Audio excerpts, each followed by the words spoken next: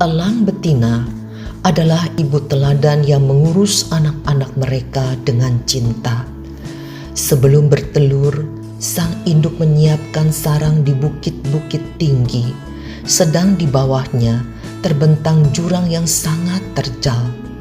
Rangka sarangnya terbuat dari ranting keras dan duri tajam yang dilapisi rumput halus dan cabutan bulu-bulu dada sang induk agar sarangnya menjadi nyaman.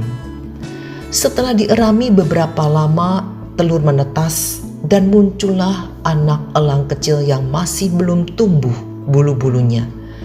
Saat anak elang lapar, paruhnya akan ditengadahkan ke atas, lalu sang ibu memasukkan makanan hasil buruannya ke mulut anaknya, sehingga anak elang pun mulai tumbuh semakin besar.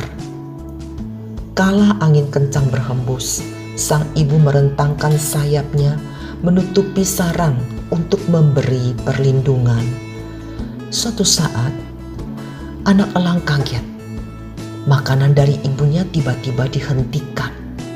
Perangai sang ibu jadi berubah, kejam, sehingga sang anak jadi bingung.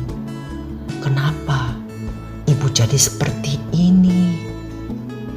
Di waktu yang lain, sang anak elang lebih kaget lagi saat sayap sang ibu dikibaskan sehingga rumput halus dan bulu-bulu di sarang berhamburan keluar. Kini tinggal ranting dan duri tajam yang menusuk badan.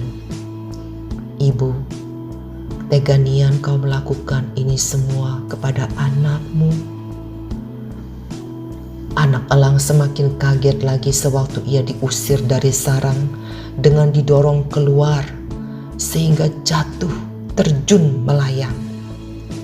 Ibu, kenapa mau kau bunuh anakmu sendiri? Namun ketika si anaknya itu hampir menyentuh dasar jurang, sang ibu menyambar dengan cepat dan menyelamatkannya. Demikianlah dilakukan berkali-kali. Sang induk mengangkat anaknya naik, lalu dari atas menjatuhkannya kembali.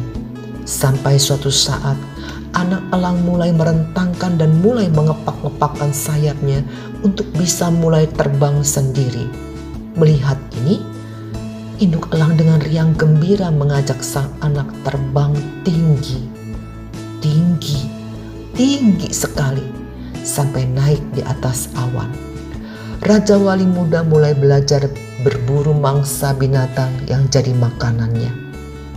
Setelah semua itu berlalu, barulah anak-anak elang sadar bahwa induknya selama ini sedang mengajarkan tentang kerasnya kehidupan ini. Bagaikan Raja Wali, setiap kita sebagai orang tua harusnya melakukan hal seperti itu, merawat anak dengan cinta, tetapi ada saatnya harus tega membiarkan anaknya survive agar anaknya kelak bisa menjadi dewasa dan mandiri. Ibrani 12 ayat 10-12 berkata, sebab mereka mendidik kita dalam waktu yang pendek, sesuai dengan apa yang mereka anggap baik. Tetapi Dia menghajar kita untuk kebaikan kita, supaya kita beroleh bagian dalam kekudusannya. Memang tiap-tiap ganjaran pada waktu ia diberikan tidaklah mendatangkan sukacita, melainkan duka cita. Tetapi kemudian ia menghasilkan buah kebenaran yang memberikan damai kepada mereka yang dilatih olehnya. Sebab itu, kuatkanlah tangan yang lemah dan lutut yang goyah. Saudara, dalam kehidupan kadang kita berteriak, Tuhan, di mana Engkau? Kita seperti dibiarkan sendiri. Padahal pada saat itu Tuhan sedang mengajarkan kita untuk bisa terbang mencapai level lebih tinggi lagi. Bukankah tidak ada kenaikan kelas tanpa ujian? Jadi saat kita tidak mengerti apa yang sedang terjadi dalam hidup ini, tetaplah percaya bahwa Tuhan tidak tinggal diam. Dia punya rencana indah dan akan memberikan yang terbaik bagi kita, anak-anak